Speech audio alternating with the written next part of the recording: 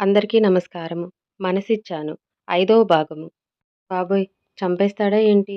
ఆ చూపులతో. ఛీ! అయినా అతని ముందే నేను సిద్ధూ గారికి షేక్ హ్యాండ్ ఇవ్వాలా? ఇప్పుడు నా పరిస్థితేంటి? అని ఆలోచనలో ఉన్న ఆమెకి ఆర్యన్ క్యాబిన్‌లో ముక్కలు ముక్కలైపోయిన వీసీ తన కళ్ళ ముందు కనిపించగానే డౌటే లేదు. ఖచ్చితంగా నా పరిస్థితి కూడా అదే. ఓ గాడ్! ఇందాకే కదా నువ్వు మంచివాడివి అని నీకు కాంప్లిమెంట్ ఇచ్చాను. ఇంతలోనే మీ శాడిజం చూపిస్తున్నావా? ఎందుకు నేనంటే ఇంత కక్ష నీకు? అని దేవుడిని తలుచుకుంటూ ఉండగానే ఆమె క్యాబిన్ ల్యాండ్‌లైన్ రింగ్ అయ్యింది. ఆ రింగ్ యముడు పిలుపులా వినిపించింది ఆమె చెవులకి.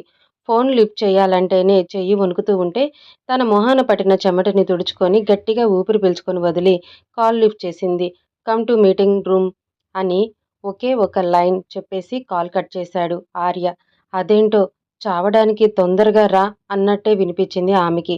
రిసీవర్ పెట్టేసి తన దగ్గర ఉన్న మీటింగ్ ఫైల్స్, ల్యాప్ అన్నీ తీసుకొని ఏదో ట్రాన్స్‌లో ఉన్నట్టే మీటింగ్ రూమ్‌కి బయలుదేరింది ధృతి. ఇవాళ నా ఆఖరి రోజు. ఒకవేళ ఇవాళ నేను పోతే నా శవం దగ్గర కూర్చొని ఎవరైనా ఏడుస్తారా? ఏమో! ఈ రాక్షసుడు ఎవరికైనా నా శవాన్ని చూపిస్తాడా? లేదు. ఈ శాడిస్టు అస్సలు అలా చెయ్యడు. నన్ను చంపేసి మూడో కంటికి తెలియకుండా కప్పెట్టేస్తాడు అని తనకు తానే సానుభూతి చెప్పుకుంది.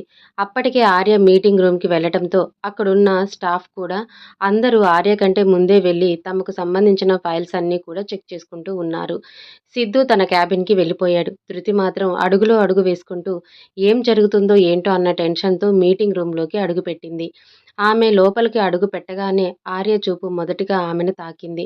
అందరూ కూడా ఎవరి సీట్‌లో వాళ్ళు కూర్చొనే ఉన్నారు. కానీ తన సీటు మాత్రం కనిపించట్లేదు. ఆమెకి ఆర్య ప్రెజెంటేషన్ బోర్డు దగ్గర ఆమెని సూటిగా చూస్తూ నిల్చున్నాడు. ఆమె ఆర్య దగ్గర నడిచి ఆమె చేతిలో ఉన్న ఫైల్స్ టేబుల్‌పై పెట్టి గు గుడ్ మార్నింగ్ సార్ అని అంటూ తడబడింది. అతను మాత్రం రిప్లై ఏమీ ఇవ్వకుండా మీటింగ్ స్టార్ట్ చెయ్ అన్నాడు సీరియస్‌గా. స్టాఫ్ వైపు చూస్తూ ధృతి తన కంగారుని దాచుకుంటూ స్టాఫ్ వైపు చూస్తూ ప్రాజెక్ట్ హెడ్స్ వైపు చూసి చిన్న స్మైల్ ఇచ్చి తన ప్రెజెంటేషన్ స్టార్ట్ చేసింది. అతను తన సీట్లో కూర్చొని ధృతి చెప్పేది ఇంట్రెస్ట్‌గా వింటూ ఉన్నాడు. సుమారు 3 అవర్స్ పాటు సాగిన ఆ ప్రెజెంటేషన్‌లో Dhriti way of talking and presentation project హెడ్స్‌కి బాగా నచ్చడంతో అందరూ కూడా ఆమెని అప్రిషియేట్ చేశారు. నెక్స్ట్ ఆర్య ప్రాజెక్ట్ హెడ్స్‌తో మీటింగ్ స్టార్ట్ చేయగానే అందరూ కూడా ఇంపార్టెంట్ నోట్స్ అన్నీ నా ప్రాజెక్ట్ ఎలా ముందుకు వెళ్ళాలి? ఎలా స్టార్ట్ చేయాలి? ఎలా ఎండ్ చేయాలి? ఇవన్నీ ప్రతి ఒక్క పాయింట్ చాలా సీరియస్‌గా ఎక్స్‌ప్లెయిన్ చేస్తూ ఉంటే అందరూ ఏకాగ్రతతో మీటింగ్ వింటూ ఉన్నారు. సుమారు 30 మంది ఉన్న స్టాఫ్ అందరూ కూడా తమ తమ సీట్‌లో కూర్చొని ఉంటే అప్పటికే 3 అవర్స్ నుంచొని తన ప్రెజెంటేషన్ ఇచ్చిన ధృతికి కాళ్ళు పీక్కోవటం మొదలుపెట్టాయి. కావాలనే కూర్చోవడానికి చైర్ లేకుండా ఈ మనిషి కావాలనే చేశాడనుకుంటా. నోటితో ఏమీ అనలేక నన్ను ఈ పని చేస్తున్నాడా? అని గుర్రుగా ఆర్య వైపు చూసింది. అతను మాత్రం తన పనిలో బిజీగా ఉన్నాడు. అతను మాట్లాడటం మరో 2 అవర్స్ పట్టడంతో ఆ 2 అవర్స్ కూడా అలానే నుంచొని ఉంది ధృతి. కనీసం ఆమెని కన్సిడర్ కూడా చేయలేదు ఆర్య. మొత్తం మీటింగ్ కంప్లీట్ అయిపోవడంతో స్టాఫ్ అందరూ కూడా తమ ఫైల్స్ తీసుకొని ఆ రూమ్ నుండి బయటికి వెళ్లారు. ప్రాజెక్ట్ హెడ్స్ అందరూకి ఆర్య వాళ్ళని గౌరవంగా మీటింగ్ హాల్ నుండి బయటికి పంపించాడు. ఓన్లీ ఆ రూమ్‌లో ఆర్య, ధృతి మాత్రమే మిగిలారు. మీటింగ్ రూము ఎంట్రన్స్ దగ్గర ఉన్న అతను ఆ రూమ్ డోర్ క్లోజ్ చేశాడు. అతని చర్యకి ధృతి గుండె వేగంగా కొట్టుకుంటుంది. తన 2 పాకెట్స్‌లో హ్యాండ్స్ పెట్టుకొని సూటిగా ధృతిని చూస్తూ ముందుకు నడుస్తున్నాడు. మీటింగ్ రూమ్ అంతా సైలెంట్‌గా ఉండటంతో అతని షూస్ శబ్దం ఆ రూమ్‌లో రీసౌండ్ వస్తూ ఉంటే ఆమె గుండెల్లో గుబులు రేగింది. రెప్ప వేయటం కూడా మర్చిపోయి అతన్ని చూస్తూ ఉంది. ఆమె బుజ్జి పెదవులు వణుకుతూ ఉన్నాయి. అరచేతుల్లో చెమట పట్టి చల్లగా అయిపోయాయి. ఆమె డ్రెస్‌ని తన 2 చేతులతో పట్టుకుంది. ఆమె తలలో నుంచి చెమట చుక్క ఆమె కణిత మీదుగా చెంపల మీదకు జారి మెడ మీదుగా కిందకి జారిపోయింది. స్లిప్పర్స్‌లో ఉన్న అరికాళ్ళు కూడా చెమటతో తడిచిపోయాయి. ఆమెకి మరింత దగ్గరగా వచ్చి ఎదురుగా నిలుచున్నాడు ఆర్య. 6 అడుగులు ఉంటాడేమో. ఆమె సాధారణ స్థితి కన్నా భిన్నంగా జిరాఫీలా మెడ పైకెత్తి చూస్తుంది. అతన్ని సీరియస్‌గా ఆమె ఫేస్ వైపు చూస్తూ మార్నింగ్ ఏంటి ఓవరాక్షన్ చేస్తున్నావు అని బేస్ వాయిస్‌తో అడిగాడు. అతను అంత దగ్గరగా ఉండి మాట్లాడుతూ ఉంటే ఆమెకి నోట్లో నుంచి మాట పెగల్లేదు. ఏంటి పొగరా? అడుగుతుంటే సమాధానం చెప్పవు? అతని ముందు నోరు ఎత్తడానికి కూడా ధైర్యం లేదు తనకి. అలాంటిది పొగరా? అది నేను ఎప్పటికి చూపించాలి ఈ మహానుభావుడికి? అది అర్థం కాదే అని చిన్నగా ధైర్యం తెచ్చుకొని, నే నేనా? నేనేం చేశాను సార్ అని అంది. మార్నింగ్ ఆఫీస్ లేట్ ఎందుకయింది? అది నా స్కూటీ పంక్చర్ అయింది సార్. లిఫ్ట్ అడిగి వచ్చేసరికి లేట్ అయింది. So what? స్కూల్ పిల్లలా సాకులు చెప్పకు. ఏంటి ఇందాక ఎండీతో అంత హ్యాపీగా మాట్లాడుతున్నావు అని అతను ముందుకు నడుస్తుంటే ఆమె అడుగులు వెనక్కు పడుతున్నాయి. అతని కళ్ళు ఎరుపు రంగుని సంతరించుకున్నాయి. మొహం అంతా పింకిష్‌గా అయిపోయింది. అతన్ని అంత దగ్గరగా చూసే ధైర్యం లేక కళ్ళు దించేసింది.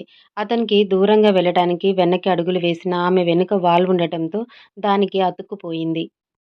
ఆమె అటూ ఇటూ కదలకుండా అతను 2 చేతులూ లాక్ చేసి hey! Look into my eyes అన్నాడు. చాలా చిన్నగా చెప్పినా అతని వాయిస్‌లోని ఇంటెన్షన్‌కి ఆమె హార్ట్‌లో చిన్న పెయిన్. అతని వెచ్చని ఊపిరి ఆమె మోముపై తారాడుతుంటే ఆమె శరీరం సన్నగా వణికింది. నేను ఏం చెప్పానో అర్థమయిందా?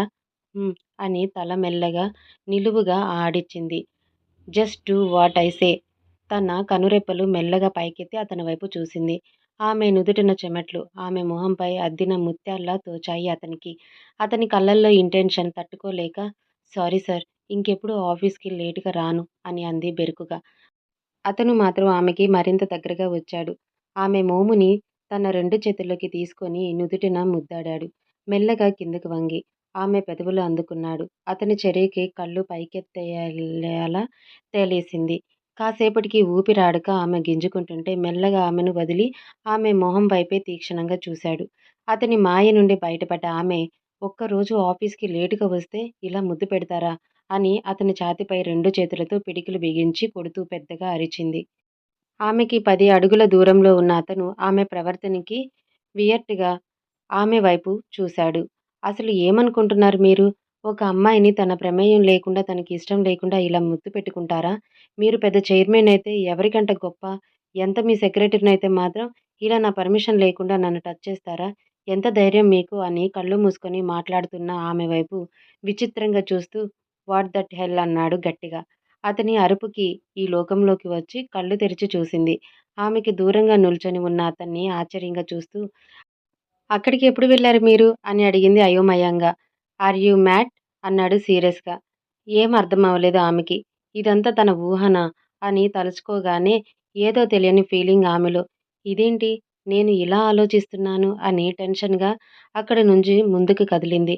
వెళ్తున్న ఆమెను చూస్తూ స్టాప్ దేర్ అన్నాడు. అతని ఆర్డర్‌కి ఆమె అడుగులకు విరామం ఇచ్చింది. నీ వల్ల meeting half an hour late అయింది తెలుసా నీకు? Yeah! Sir. I'm sorry sir. Sorry చెప్తే సరిపోతుందనుకుంటున్నావా? నీ ఊపర్ మీటింగ్స్ వల్ల office work time half an hour late అయ్యింది. అంటే దానికి పనిష్మెంట్ ఏంటో తెలుసా నీకు?